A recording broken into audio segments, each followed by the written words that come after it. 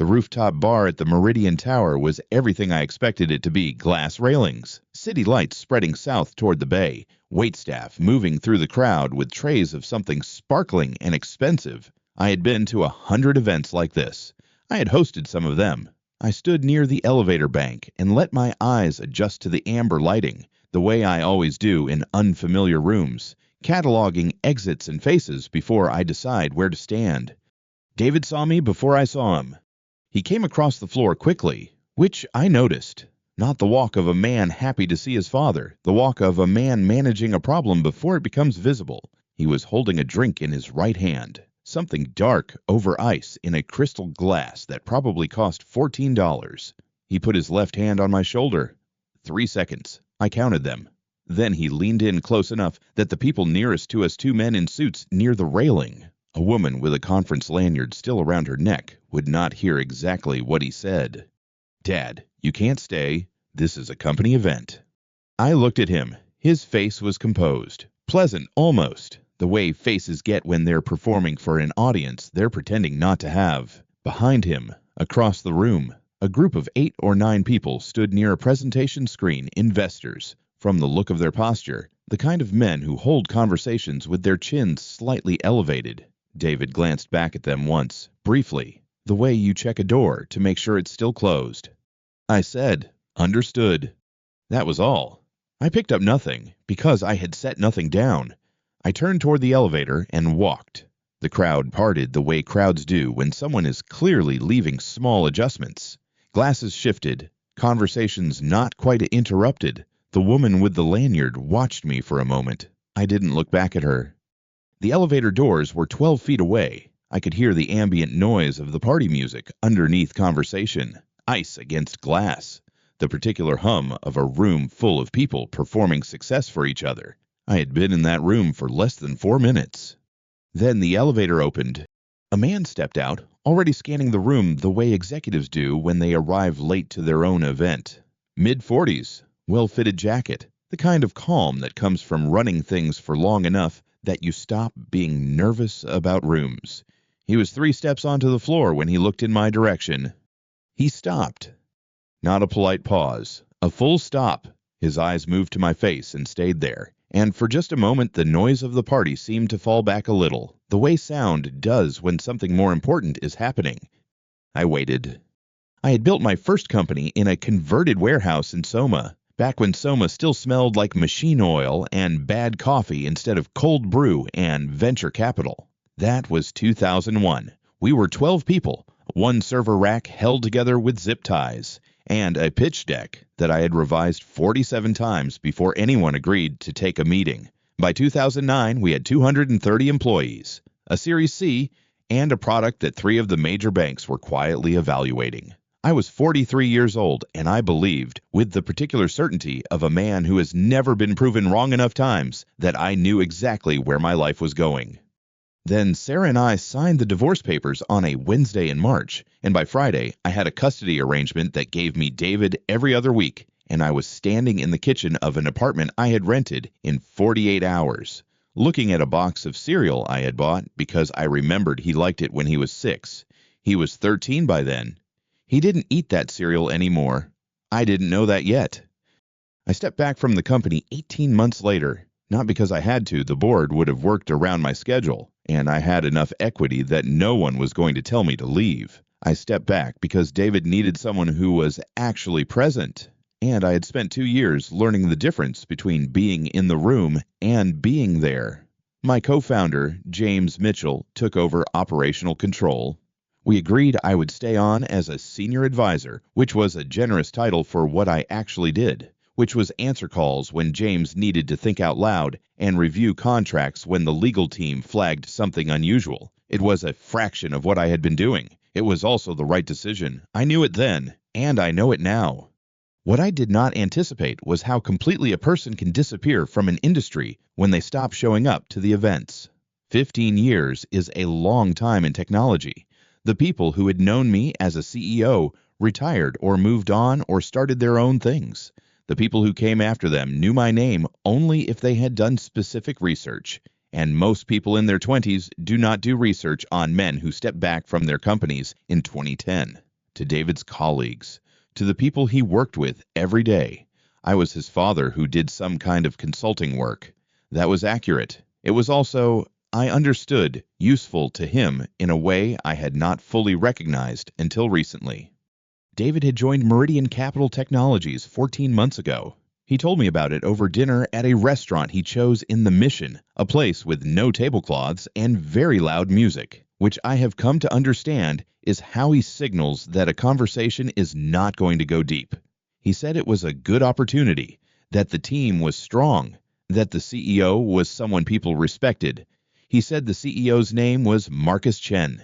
He said it the way you say the name of someone you have read about but not yet met, with a slight careful quality, the way you hold something you don't want to drop.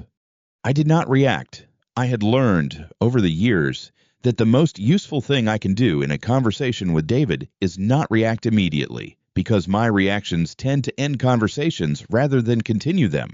So I nodded and asked about the role, and he told me about the project management position, and I told him it sounded like a strong move, and we finished dinner, and I drove home on the Bay Bridge with the windows down. It was 2 days later, when I was reviewing a contract for a client and had a browser tab open to Meridian's website, that I saw Marcus Chen's photograph. The company page had the standard grid of headshots: CEO, CFO, CTO, the usual arrangement. I recognized Marcus immediately. He had been 23 when he joined my team at the startup, freshly out of UC Berkeley, with the kind of focused ambition that either burns itself out in 2 years or compounds into something significant. In his case, it had compounded. I had promoted him twice, introduced him to 3 people who later became important to his career, and written a recommendation letter for the MBA program he attended after he left us in 2012. I had not spoken to him since. I sat with that for a moment. Then I closed the browser tab and went back to the contract. 8 months before the party, David had invited me to a product launch, a small one, maybe 40 people, at a bar in Hayes Valley. He had mentioned it casually, the way he mentioned things he wanted me to know about but didn't want to discuss. I went. I arrived early, which I always do, and I found him near the entrance talking to a group of colleagues. He saw me, and something moved across his face, not surprise, because he had known I was coming, but a kind of rapid calculation. He walked over. He said, quietly, "Dad, I'm going to introduce you as a family friend. Okay, just for tonight, it's easier." I told him that was fine. I spent 2 hours at that event as a family friend named Richard, and I drove home on the bridge with the windows up because it was November and cold. And I thought about the word easier and what it was easier than. 4 months after that, I drove 40 minutes to have dinner with him and a colleague he'd mentioned twice, a woman named Priya, who was apparently being considered for a team lead position. When I arrived at the restaurant, David was already seated. He stood when he saw me, and he shook my hand. Not an embrace, a handshake, the way you greet someone you have just met. Priya looked at us both with polite attention. David said, "Richard, good to see you." Not Dad. "Richard." I sat down. I ordered the fish.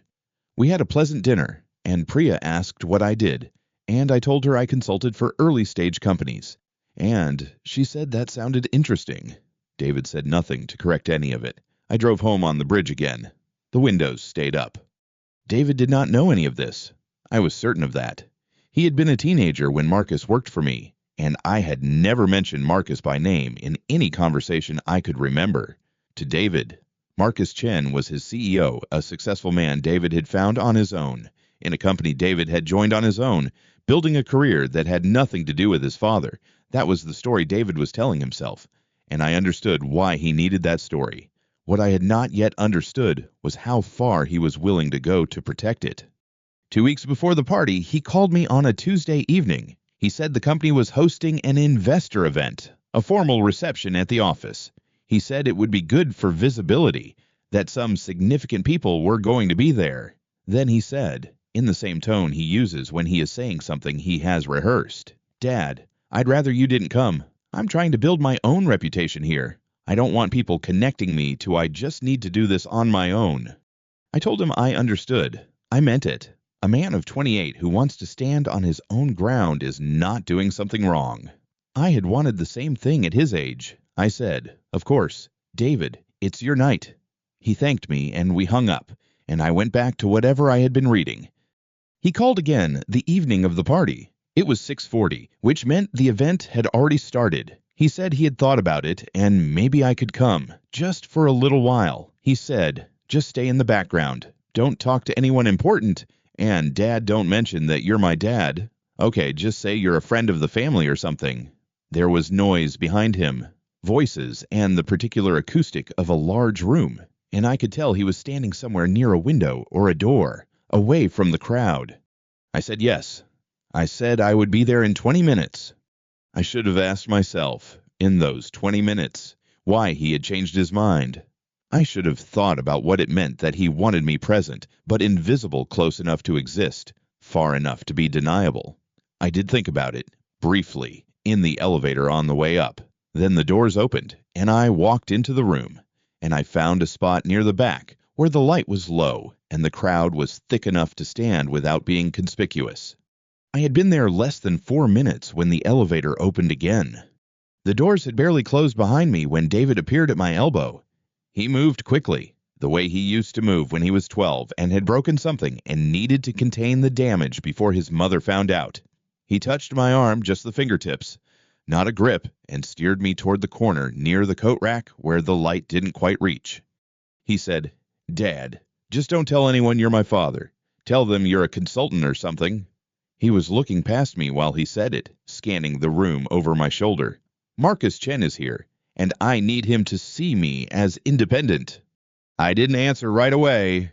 I've learned, over 58 years, that the first few seconds after someone says something that changes, things are worth more than anything you can say in response. So I stood there in that dim corner, and I looked at my son.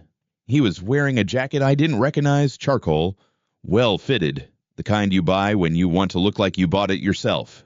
His hair was shorter than the last time I'd seen him. He looked older, or maybe he just looked more deliberate. There was a calculation in the way he held himself that I recognized, because I had once been the same kind of man. He wasn't afraid I would embarrass him. That was the thing I understood standing there. A father who embarrasses his son tells bad jokes, or wears the wrong shoes, or talks too loudly about the wrong things. David wasn't afraid of that. What David was afraid of was the opposite, that my presence would mean something, that someone in that room would connect him to me, and the connection would cost him something he'd already decided he owned. He was ashamed not of what I was, but of what knowing me would reveal about what he wasn't. I had heard it before, not from David, but from others in rooms like this one. 3 months into his time at Meridian, he had called me on a Sunday. He said a colleague had asked him during a team lunch whether he knew anyone at the old Meridian Capital Advisory Board. Someone had mentioned the name Brennan in a meeting, and David's last name had surfaced in the same conversation. David had told them it was a coincidence. He'd said it quickly, he told me, before he'd thought about whether it was the kind of thing worth saying quickly. Then he'd spent the rest of the afternoon wondering if anyone had believed him. That was the word he used, believed. Not whether it was true, whether it was believed. I had understood then that the problem was not pride.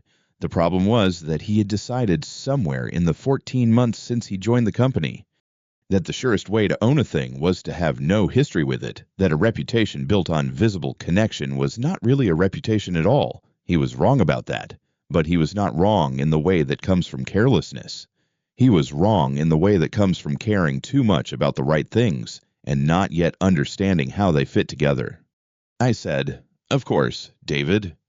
He nodded once, already looking away, and moved back toward the crowd. I stayed in the corner for a moment with my water glass and watched him cross the room and reposition himself near a cluster of men in expensive jackets. One of them was taller than the others and was doing most of the talking. I noted that. I noted the 2 men beside him who were listening with the particular attention of people who have money and are deciding where to place it.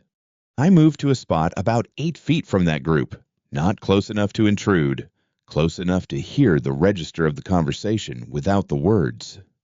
For 10 minutes, I stood there. I looked at the room the way I used to look at quarterly reports, not for what they said, but for the structure underneath what they said. The party was well organized. The catering was understated in the way that signals confidence rather than budget. The lighting was warm but not flattering, which meant whoever planned this cared more about the work than the performance of the work. I filed that away. Then David looked up and saw me. The change in his face was small and immediate. He said something brief to the tall man, an excuse, a placeholder, and crossed the room. He stopped 2 feet from me, and when he spoke, his voice was pitched just high enough to carry.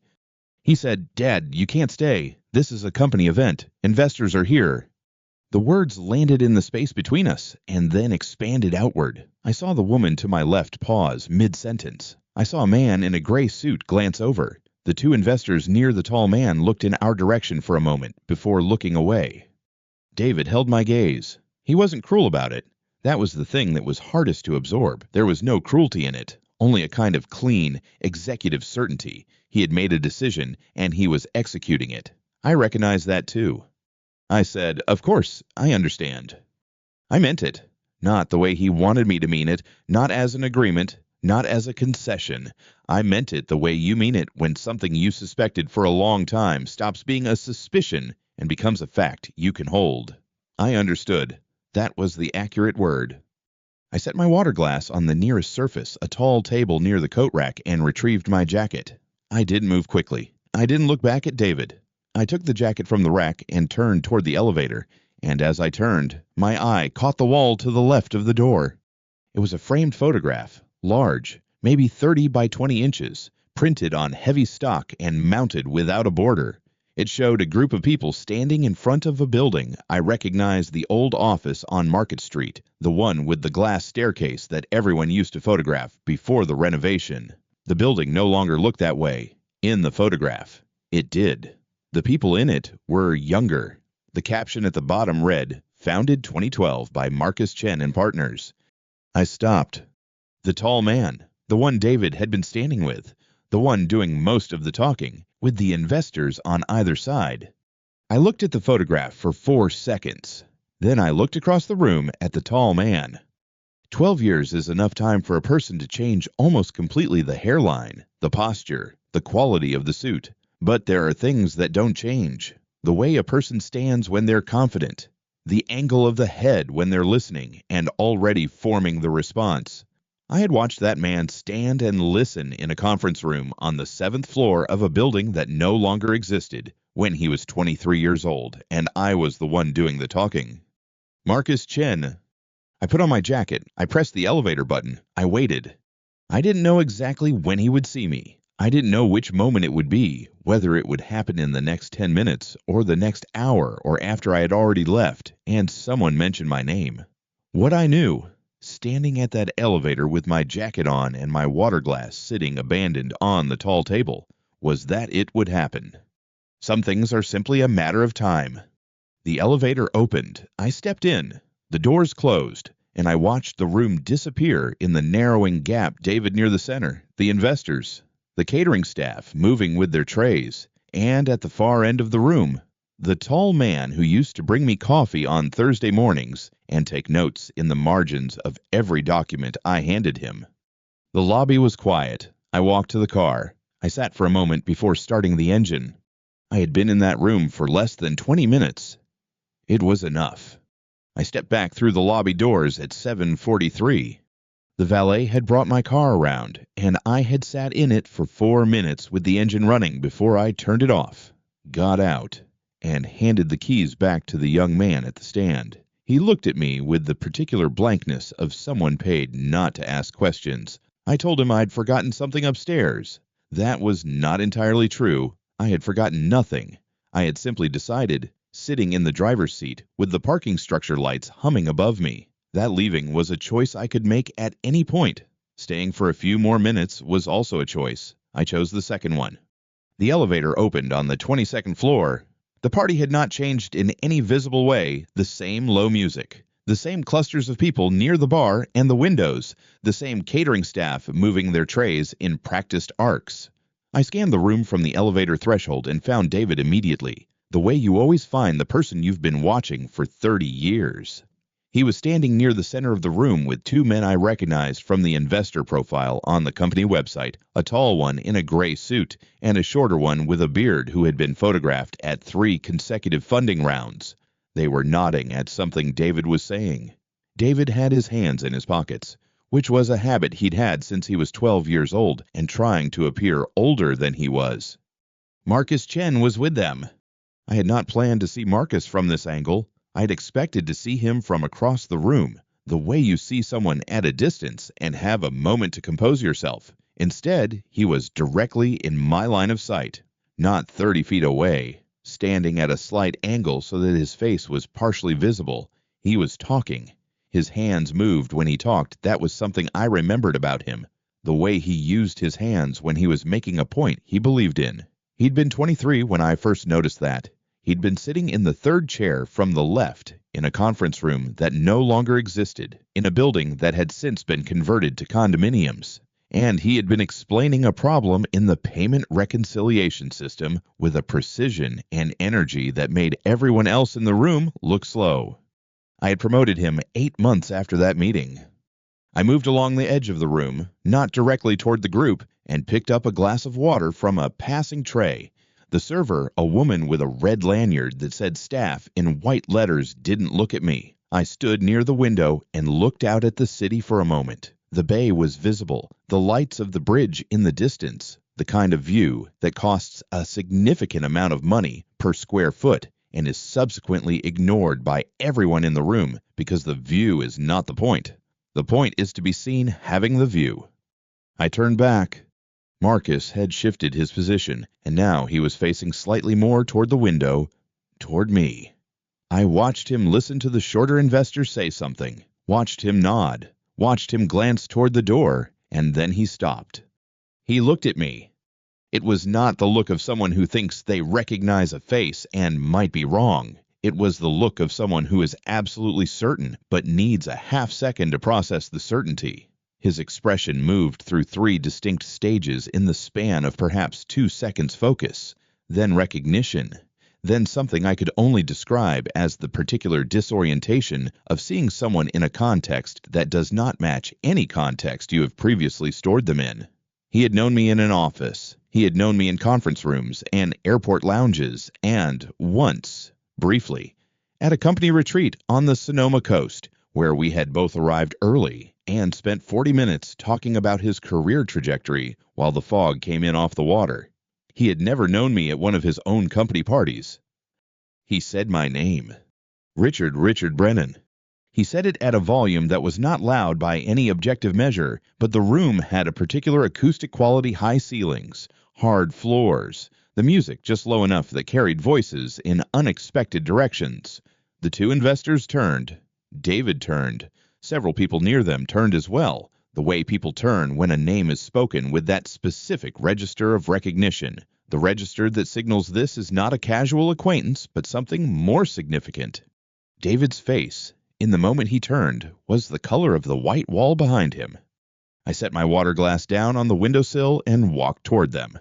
There was no reason to hesitate. I had not come back into the room to stand at the window indefinitely.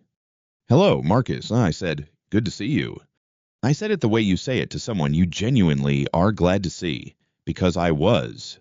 Marcus Chen had been one of the best people I had ever hired, and watching him become the person he'd become had been one of the quieter satisfactions of the years since I'd left the industry. I'd followed his career the way you follow the career of someone you believe in, not closely, not obsessively, but with the particular attention of someone who knows what they're looking at. Marcus crossed the distance between us in 4 steps and shook my hand. His grip was the same as I remembered, firm, direct. No performance in it. "I didn't know you were coming," he said. "I didn't know David was your son." He looked at David when he said it, then back at me. David had not moved. The investors had not moved. The shorter one with the beard had a glass halfway to his mouth and had apparently forgotten to complete the motion. "You changed my life, sir," Marcus said. "You gave me my first real chance." He said this without any self-consciousness, the way people say true things when the truth is the only available option. I noticed that he still said "sir," not out of formality. I thought, but out of habit. The habit of someone who had learned early that some forms of respect are worth keeping, even when the hierarchy that created them is long gone. "You did the work," I said. "I just pointed at the door." Marcus shook his head slightly, the gesture of someone who disagrees but is too polite to argue the point in the present moment. He turned to introduce me to the investors, and it was during this turn that I saw David take a single step backward, not away from the group, just backward, as if he needed a fraction of additional distance between himself and whatever was happening. I heard my name again from a different direction. "Richard Brennan." The voice came from my left, and I turned to find a man I had not seen in 4 years walking toward me with the particular stride of someone who is genuinely happy and is not making any effort to conceal it. James Mitchell was 61 now, or perhaps 62. I had to calculate it each time because James was one of those people whose face had settled into a version of itself in his early 50s and simply stayed there. He had been at my side in the founding year of the company, the year when neither of us slept more than 5 hours a night, and we both developed the habit of eating lunch at our desks because leaving the building felt like a structural risk. He had stepped back from daily operations 8 years ago, but remained on the board and, apparently, at company events. He said, "My God, it's been years. You're David's father." He extended his hand and I shook it.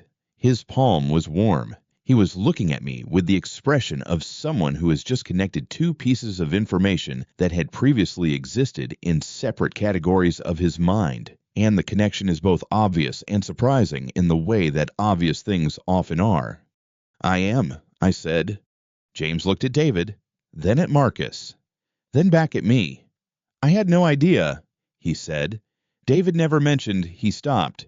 He was a careful man, James, and he had learned a long time ago to stop sentences that were heading somewhere complicated. He redirected, "How long has it been?" 4 years, 5. 4, I said. "Since the conference in Chicago." "Chicago."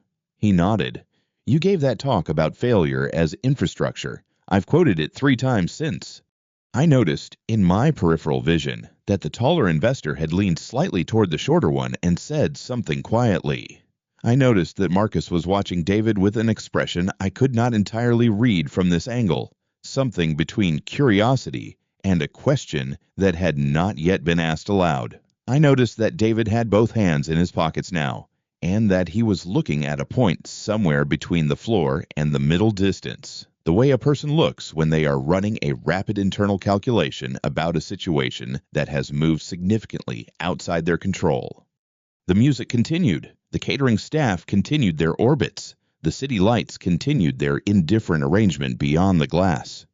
James was asking me something about the advisory work I'd been doing, and I answered him truthfully, briefly, the way you answer questions at parties when the questions are real, but the setting is not suited to real answers. I was aware, as I spoke, of the specific quality of the silence coming from David's direction, not the silence of someone who has nothing to say. The silence of someone who is standing in a room where the architecture has shifted without warning, where the walls are in different places than they were 10 minutes ago, and who has not yet decided how to move. Marcus turned back to me after a moment and said, "We'll have to get some time this week. There's a lot I'd like to catch up on." He said it naturally, the way you say it to someone whose time you value. Then he looked at David again, and the question that had been forming behind his expression for the last several minutes finally arrived at his face, though he did not ask it aloud. Not yet. James said something to the investors about the early days of the company, something that involved my name and a number that represented the first funding round, and the taller investor raised his eyebrows in a way that suggested he was recalibrating something. David said nothing. I picked up a fresh glass of water from a passing tray and held it without drinking from it. I had been back in the room for perhaps 12 minutes. The water was cold. I could feel that through the glass. Some things you prepare for, and some things you simply allow to arrive. The distinction matters more than people think. I had known, when I saw Marcus Chen's photograph on the company website 3 weeks ago, that this moment existed as a possibility. I had not engineered it. I had not called Marcus in advance, or arranged for James to be in the room, or planned the angle from which Marcus would first see my face. I had simply walked into a room where the truth was already present, waiting, the way truth tends to wait, without urgency, without announcement, in perfect patience. David was looking at me now, directly, for the first time since I had come back through the elevator doors. I met his eyes. I did not smile. I did not look away. I held the water glass and looked at my son, and I let him look back at me. And I thought about the drive home, 41 years of that particular road, the way it curved before the bridge, the way the lights of the city appeared in the gap between two hills, if you timed it right. Marcus was still talking. James had moved slightly closer to the investors, and the four of them were in a conversation that had its own momentum now. David stood at the edge of it, neither inside nor outside, which was the position he had chosen and would have to maintain for a little while longer. The room continued. I drank the water. Marcus had shifted his weight toward the investors, and the conversation had taken on a particular rhythm, the kind that happens when people in a room realize they are in the presence of someone whose name they should have already known. I had been in enough rooms like that to recognize the sound of it, the slight adjustment of posture, the questions that became more careful, the way people stop interrupting each other. David stood where he had been standing. He had not moved. He was holding his own glass with both hands now, which he used to do as a child when he didn't know what to do with them. I was listening to Marcus explain the firm's Series B structure to one of the investors, a man named Gerald Fitch, who had the particular patience of someone who had already made his decision and was simply waiting for the conversation to confirm it when I heard the door from the corridor open behind me. I didn't turn immediately. I've learned that the first instinct to turn is almost never necessary. You learn more from what you can already see, the way Marcus's eyes tracked across the room, the way James shifted his chin slightly to the left, than from turning around and losing the picture you already have. Then I heard the footsteps stop. Patricia Torres had been the director of human resources at 3 companies in the 12 years since I'd last seen her. I knew this because I still received her annual holiday card, which she had sent without fail every December since 2013, the year she finished her MBA. She was meticulous about that kind of thing. It was one of the qualities that had made her letter of recommendation straightforward to write. I'd simply described what I observed, and what I observed was a woman who did not let things slip. She was standing about 12 feet behind me. I knew this from the way the room's ambient noise shifted a small acoustic fact about crowds that I'd noticed sometime in my 40s and never stopped noticing. Marcus saw her first. His expression changed not dramatically, but in the particular way of someone who has just added a new variable to a calculation they were already running. He said, "Patricia," and the word carried across the room with enough intention that several conversations paused. I turned then. Patricia Torres looked the same way she had looked at 31, as though she had already read the next 3 pages of whatever document was in front of her and was waiting for everyone else to catch up. She was dressed in a dark jacket, and she was holding a small tablet, and she had stopped walking with the specific stillness of someone who has seen something unexpected and is deciding how to process it. She was looking at me. I watched her work through it, the 12 years, the context. The fact that she was at a company party and not an industry conference. The fact that I was standing next to her CEO. It took her approximately 4 seconds. Then she walked toward me, and she was moving with purpose. "Mr. Brennan." She stopped in front of me. Her voice was steady, but there was something underneath it that I recognized as genuine, the kind of thing that can't be manufactured for a room. "Oh my God, I almost didn't recognize you." She extended her hand. I shook it. "Patricia," I said, "you look well. You helped me get my MBA." She said it simply, the way people say things they have said to themselves many times and are finally saying aloud. "You wrote my recommendation letter. I had applied to 3 programs, and I was not confident. And you wrote that letter. And I got into all 3. She paused.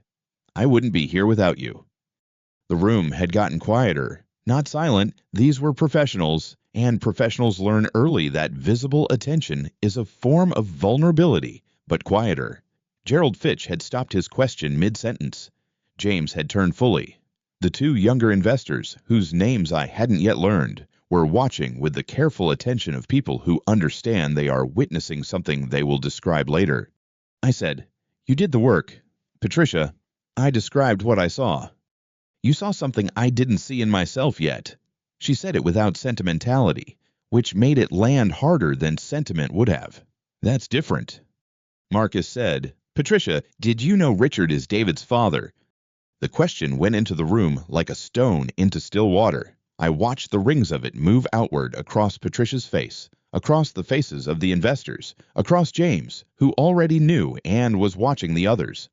Patricia turned toward David. She looked at him for a moment with an expression I could not fully read, something between surprise and something more complicated. Then she looked back at me. Then she looked at David again.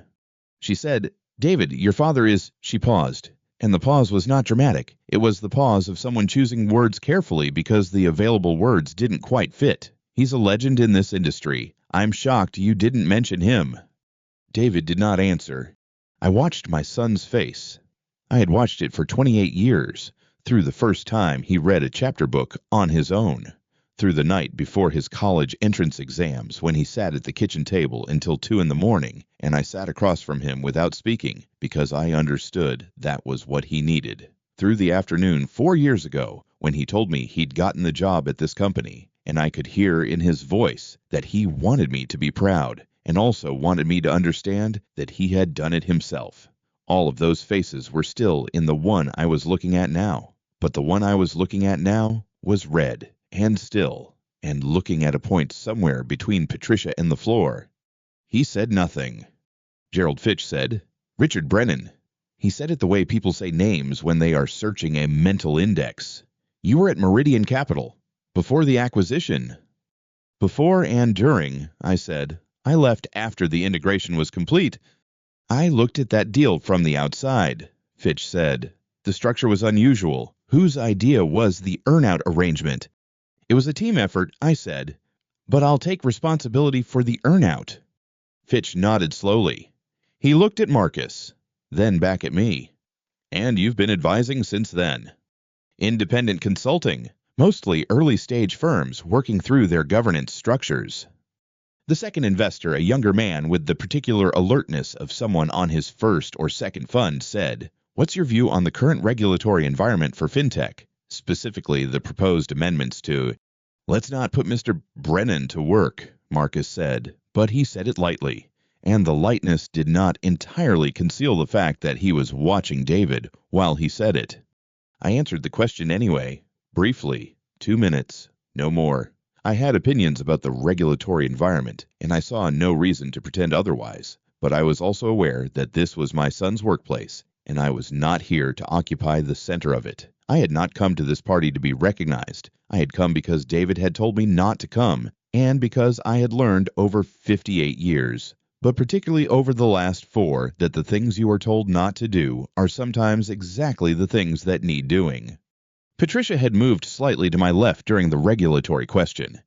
When I finished, she said, quietly, not to the group, but in the way that carries in a room that is paying attention, "When I was 29, and I thought I had hit the ceiling of what I could do.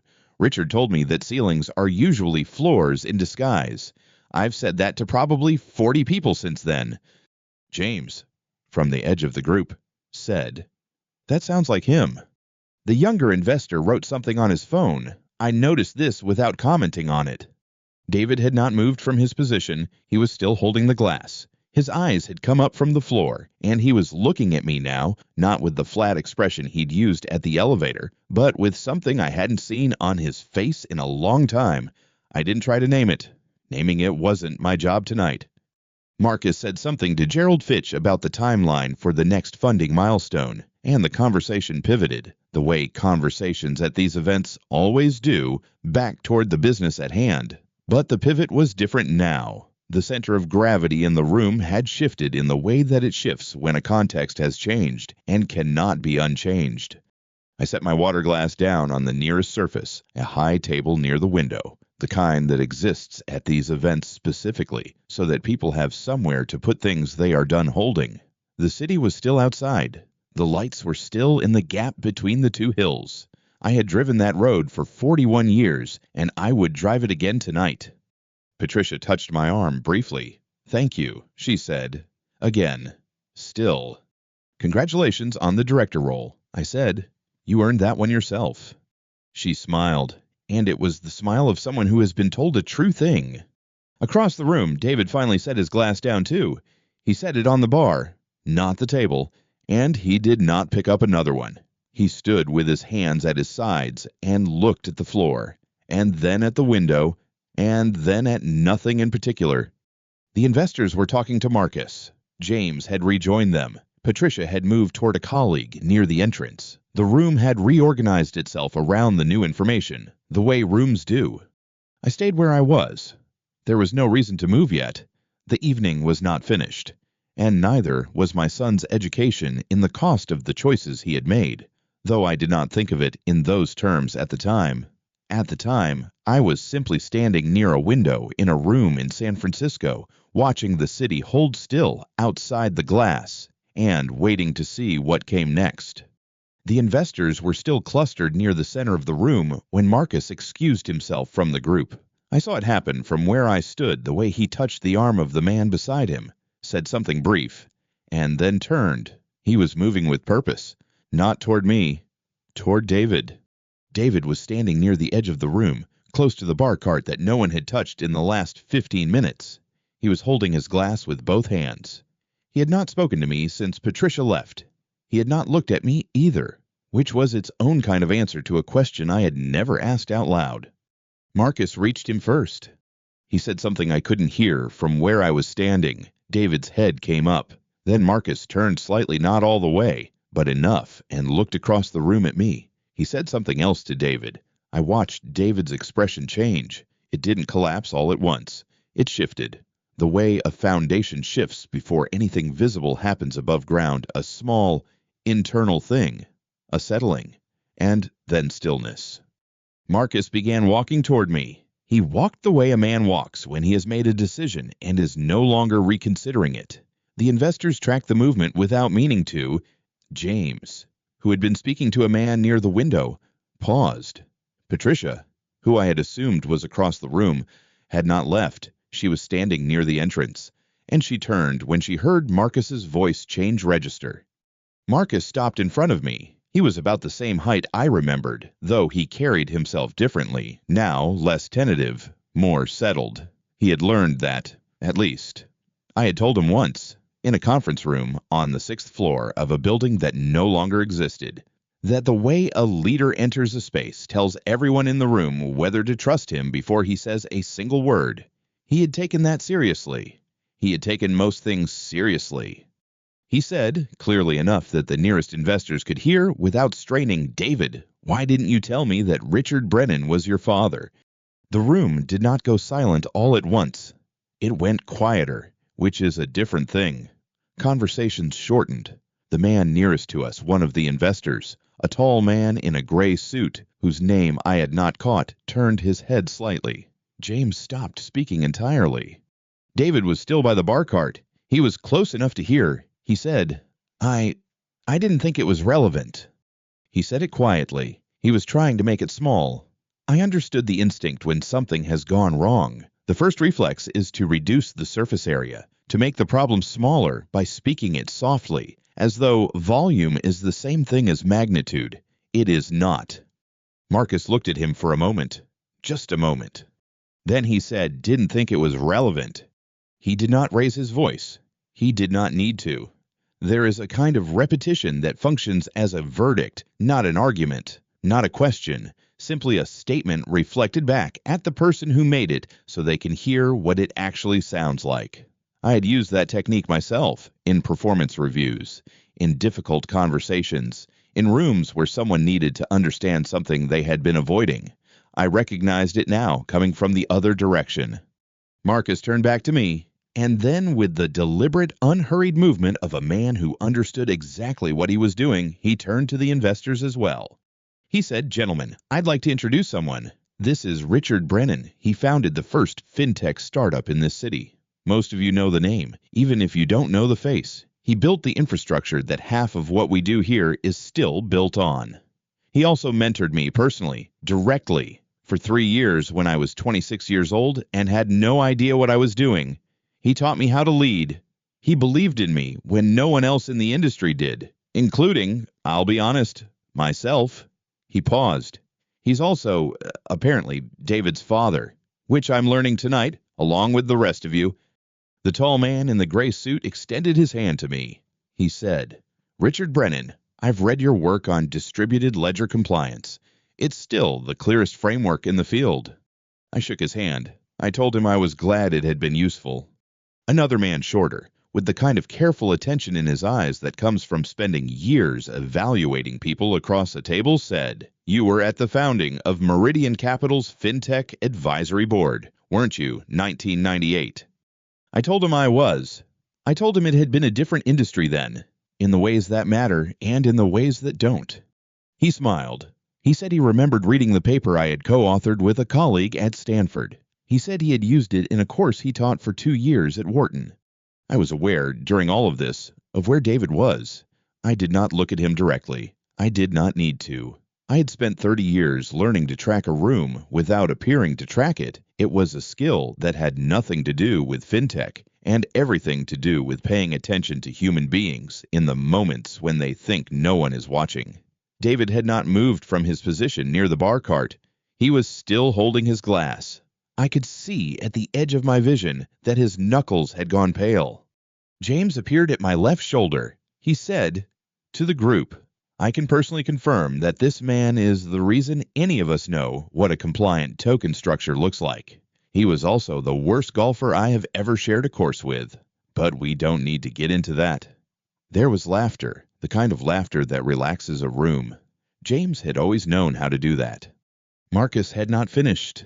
He waited until the laughter settled, and then he said, "To no one in particular, but to everyone present, I want to be clear about something. Everything I know about building a team, about making decisions under pressure, about what it actually means to be responsible for other people's careers, I learned from Richard, not from a book, not from a program, from watching him work, and from the conversations he was willing to have with me when he had no obligation to have them." He looked at me. "I've tried to run this company the way I watched you run yours. I don't always get it right, but that's the standard I'm working from." I said, "You've done well, Marcus." He said, "Not without a good blueprint." Then he turned to David. He did not say anything immediately. The pause was not long, 3 seconds, perhaps 4, but in a room that had gone as quiet as this one, 4 seconds is a considerable amount of time. David looked up from the floor. His expression was the expression of a man who has just understood, fully and without any remaining ambiguity, the precise dimensions of the situation he has created for himself. Marcus said, "I'm sorry about this, sir." He was speaking to me, but he was looking at David when he said it. David should have introduced us properly. "You should be here as a guest of honor." He did not finish the sentence. He did not need to.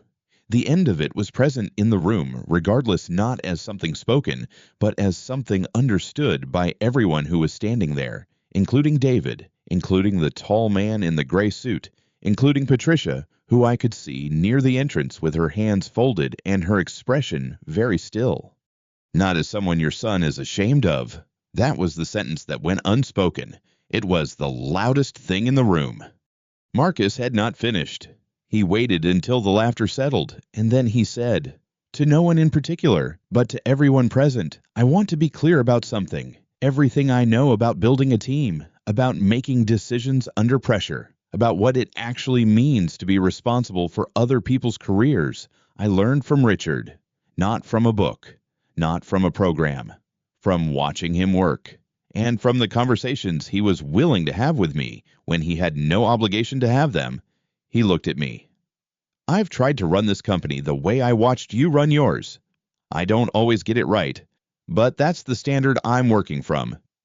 I said, "You've done well, Marcus." He said, "Not without a good blueprint." Then he turned to David, fully, not the partial turn of a man who is being polite, the full turn of a man who has a question and intends to ask it. He said, "David, why didn't you introduce us?" The room held not dramatically, professionals do not gasp, but the particular hum of competing conversations dropped a register, the way it drops when the most important exchange in the room has become audible to everyone in it. Gerald Fitch stopped mid-sentence. The tall man in the gray suit turned his head. Patricia, near the entrance, went still. David looked at Marcus, then at me, then at a point somewhere between us that was neither. He said, I thought it might seem like... He stopped. He tried again. I was trying to establish my own credibility here. I didn't want anyone to think the position came through a connection. The words were not wrong, exactly. They were the words of a man who had prepared a reasonable explanation and was now discovering that reasonable explanations are not the same thing as true ones. The investors were not looking away. Marcus was not looking away. James, at the edge of the group, had the expression of a man watching something he has seen before and did not enjoy seeing then either. Marcus said, very quietly, "Your credibility isn't diminished by knowing where you come from. David, it's demonstrated by being honest about it." David did not answer. There was nothing left in the room for him to say that would improve his position, and he was smart enough to know it, which was perhaps the one thing in the evening that went in his favor. He set his glass down on the bar cart. It made a small, clean sound against the wood. He said, "I should go check on the catering." It was not a convincing exit. It was the only one available to him, and he took it. The investors watched him go for exactly 2 seconds before looking back at Marcus. 2 seconds is a long time. The investors did not follow him with their eyes for long. They turned back to the conversation. The tall man in the gray suit asked me something about regulatory frameworks in the current environment. I answered him. I answered the next question, and the one after that. The conversation moved the way good conversations move, not in a straight line, but in a widening circle, picking up more ground as it goes. At some point, James handed me a glass of water. He did not say anything when he handed it to me. He just stood nearby, the way he had stood nearby in other rooms, in other years, when things were being decided and the deciding required witnesses. Marcus stayed close for a while, and then the obligations of the evening pulled him back toward the larger group before he moved away. He said to me, quietly, "I didn't know. I want you to know that." I told him I knew. He said, "I would have called you. I would have had you here from the beginning." I told him it was all right. He looked at me for a moment in the way that people look at you when they want to say more than the situation allows. Then he nodded and went back to his investors. I found David near the far wall, by the window that looked out over the street below. He was standing with his arms crossed. He was not looking at the street. He was looking at the floor again. I walked over and stood beside him. We stood there for a moment without speaking. The sounds of the party continued behind us. Glasses, voices, the particular low hum of a professional gathering in its later stages. I said to him, "I should go. You have a good future here. David, I don't want to distract from it." He didn't answer right away. When he did, his voice was different from what it had been earlier in the evening, quieter, but not in the way he had tried to make himself quiet when he said it wasn't relevant. This was a different kind of quiet. He said, "Dad." I said, "We'll talk when you're ready." I picked up my jacket from the chair near the entrance. The coat check attendant, a young woman who had been in the room for most of the evening, and who had, at some point, stopped pretending not to listen, handed me my claim ticket and my coat without being asked. She had been watching. Most people in rooms like this are watching, even when they appear not to be, especially when they appear not to be. I said thank you. She said, "Of course, sir. Have a good evening." I told her I intended to. I walked out into the corridor. The elevator arrived in under a minute. I pressed the button for the lobby. The doors closed, and I was alone in the small, mirrored space. And I looked at my reflection for a moment, and then I looked away. There was nothing I needed to see there that I didn't already know. The lobby was quiet. The doorman held the door. The street outside was the same street it had always been, the same lights. the same particular smell of San Francisco in the evening, the salt and the fog and the exhaust, and underneath it all, something older, something that had been there before any of the buildings and would be thereafter. I had walked this street for 23 years. I knew it the way you know the things that have simply always been part of your life, not with attention, but with the body. I walked to my car. I sat for a moment before I started it. The city was lit up the way it gets in the evening, and somewhere above me, on the 14th floor, my son was standing in a room full of people who now knew exactly who his father was and exactly what he had tried to do about it. I started the car. I drove home on the same road I'd always taken. I did not think about the evening very much. There was nothing left in it that required thought. What had needed to happen had happened, and what David did with it now was his to carry. The drive took 22 minutes. I made coffee when I got home. I drank it while it was still hot. I left the party at 9:47. I know the time because I checked my phone when I retrieved my coat from the rack near the elevator, a habit from years of back-to-back meetings, when knowing the exact minute was the difference between a deal and a missed flight. The coat was the same one I had worn to the company's first investor dinner, 12 years ago, when the building had a different name on the door, and Marcus Chen sat 3 seats down from me, taking notes on a yellow legal pad because he hadn't yet learned to trust his memory. I did not look for David before I left. I did not say goodbye to anyone in particular. I shook 2 hands near the door, one belonging to a venture partner named Ed Cho, who had been trying to schedule a call with me for 6 weeks, and one belonging to a woman whose name I hadn't caught, but who said she'd read my piece in the journal and wanted to discuss it. I told her to find me through my firm's contact page. Ed said he'd send a calendar invite before midnight. Both of them walked with me to the elevator, still talking, and we continued the conversation in the lobby until the car service I'd booked arrived at the curb. None of that was planned. That's the part I've thought about since. I hadn't arranged for Ed to be standing near the door.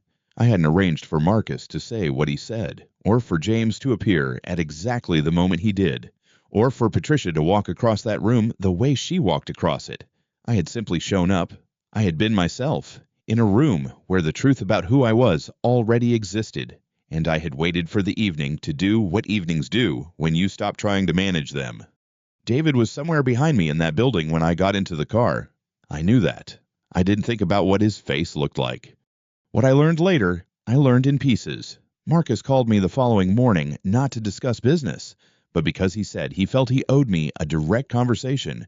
He told me that he had asked David to come into a side office about 10 minutes after I left. He said David had looked like a man who already knew what was coming and had decided there was nothing useful he could do about it. Marcus said he'd kept it short. He told David that he needed to understand what had happened not as a reprimand, but because he genuinely needed to understand. He said David tried to explain it as a matter of professional independence, that he hadn't wanted anyone to think the position had come through a connection rather than merit. Marcus told me that he'd listened to all of it, and then said something he had been thinking about for the 20 minutes since he'd seen me walk through that door. He told David that a reputation isn't built by hiding where you come from. It's built by being honest about it, by being grateful, by learning from the people who were willing to teach you, and then doing the same for someone else. He said David had shown him something that night, not about his father, but about himself, about how he handled a situation when the cost of honesty felt too high. I asked Marcus if David had responded. Marcus said he hadn't. Not really. He said David had nodded and said he understood, but the way he said it made clear that he was still processing whether he believed it. Marcus said he'd let him go after that. There wasn't anything else useful left to say in that room. The following Monday, Marcus had assigned David to lead the transparency audit on the Series B documentation, a project that required him to present his methodology directly to Gerald Fitch's team in a formal review. Marcus told me this without editorializing. He said it was the right project for David's skill set, and that was true. It was also a project that would require David to introduce himself, clearly and without ambiguity, to every person in that room, his name, his role, his history. No shortcuts. I did not ask Marcus whether the timing was intentional. Some questions answer themselves. 2 days after the assignment was announced, a colleague of David's, a woman named Simone, who had been at Meridian since the founding year, stopped him in the kitchen and asked directly whether he was the same Brennan who was related to Richard Brennan. David told me this himself later, in a phone call that surprised me by arriving at all. He said he had stood there for a moment with his coffee cup in his hand, and then said, yes, just yes. No qualification, no explanation. He said it had felt strange. He said it had also felt, for the first time in a long time, like something he didn't have to carry. 2 weeks passed. I was in the middle of a Tuesday morning coffee, documents, a call with a client in Austin when the email from Marcus arrived. He thanked me for being at the party. He said he'd been thinking about the evening since it happened, and that he wanted me to know that what I had built and what I had passed on to the people around me during those years had shaped the way he ran his company. He said he meant that without exaggeration. Then he said he had a proposal, and that he hoped I would consider it seriously, a position as a strategic advisor, formalized, with a scope we could define together. He said they could use my guidance on several things he'd been navigating without the kind of perspective I could offer. I read it 3 times, not because the language was unclear, but because I wanted to be certain I understood what I was actually being asked and what I actually wanted to say yes to. I stood at the window for a while after the 3rd reading. The city was doing what it does on a clear Tuesday morning traffic on Market Street, a crane moving somewhere to the south, the bay flat and gray in the distance. I had looked at that view from different windows for 30 years, and it had never looked the same twice, which I had always found reassuring. It meant time was actually passing. It meant things were actually changing, even when they didn't feel like it. I thought about David, not about the party, and not about the elevator, and not about the moment I had watched his face change when Marcus said my name. I thought about him at 13, sitting in the passenger seat of my car on a Saturday morning, asking me what it actually meant to run a company, not the official answer, but the real one. I had told him it meant being the person in the room who was willing to say the thing no one else wanted to say, and then being willing to live with what came after. He had thought about that for a while. Then he'd asked if we could stop for breakfast. I had said yes. I called Marcus back that afternoon. I told him I wanted to accept. I told him I had one condition, and that I wanted him to hear it as a condition and not as a negotiation. I said I wanted to be part of David's development, not to manage him, and not to protect him from what he'd earned, but to teach him what I had spent 30 years learning, the same things I had tried to teach Marcus, in a different building, a long time ago. I said I wasn't asking that because I wanted something from David. I was asking it because I was still his father, and because that didn't stop being true because of one evening at a company party. Marcus was quiet for a moment. Then he said he thought that was the right thing to do, and that he was glad I'd asked. I started going in on Thursdays. The office was on the 14th floor of a building 2 blocks from the one where I had run my own company, and sometimes, walking between the elevator and the conference room, I would pass the window that faced north and catch a line of the skyline that I recognized from a different angle. It was the same city. It was always the same city. David was there on Thursdays. He had his own desk, his own projects, his own set of problems he was working through. He would see me in the hallway, or across the open floor, or in the kitchen when we both arrived early enough to overlap. He would nod. I would nod back. We didn't talk much. Not yet. That wasn't because either of us had decided against it. It was because some distances close slowly, and trying to rush them is how you make them permanent. What I noticed in those first few weeks was that David watched the way I worked with Marcus. He watched the way I talked to the younger staff, not correcting them, but asking them questions that made them arrive at the correction themselves. He watched the way Marcus listened to me, and the way I listened to Marcus, and the fact that neither of us treated the other as if the 12-year gap in the calendar between us meant one of us was finished and the other was only beginning. I don't know what David made of it. I didn't ask. Some things have to be arrived at privately, or they don't land at all. What I knew was this: I had spent 15 years building something for my son, not a company, not a name, not a contact list, but a way of being in the world that I believed was worth passing on. And for a while, he had decided that the best way to use what I'd built was to pretend it didn't exist. That was his choice to make. I had let him make it, and now he was living in the same building where the consequences of it showed up every Thursday, wearing the same coat, taking the same elevator, nodding at him across the same floor. He hadn't lost me. That was the thing he hadn't understood yet, and maybe was beginning to. He had lost the version of me he'd been ashamed of, the version he'd invented so he could feel independent. That version had never existed. What existed was just his father, and his father had never needed his son's permission to be known. The Thursday before Thanksgiving, I left the office at 6. The elevator was empty. When the doors opened in the lobby, David was standing there, coat on, keys in his hand, clearly on his way out. We looked at each other for a second. He said, "Good night, Dad." It was the first time in 4 months he had said it without being asked. I told him good night. I walked to my car. The city was cold and clear, and I drove home the same way I always had. The elevator was empty on the way down. In the lobby, the doorman held the door without being asked. Outside, the street was the same street it had always been. I walked to my car. I sat for a moment before starting it. The coffee I had made that morning was still in the thermos on the passenger seat, and I had forgotten about it entirely until now. I opened it. It was still warm. I drank it on the drive home.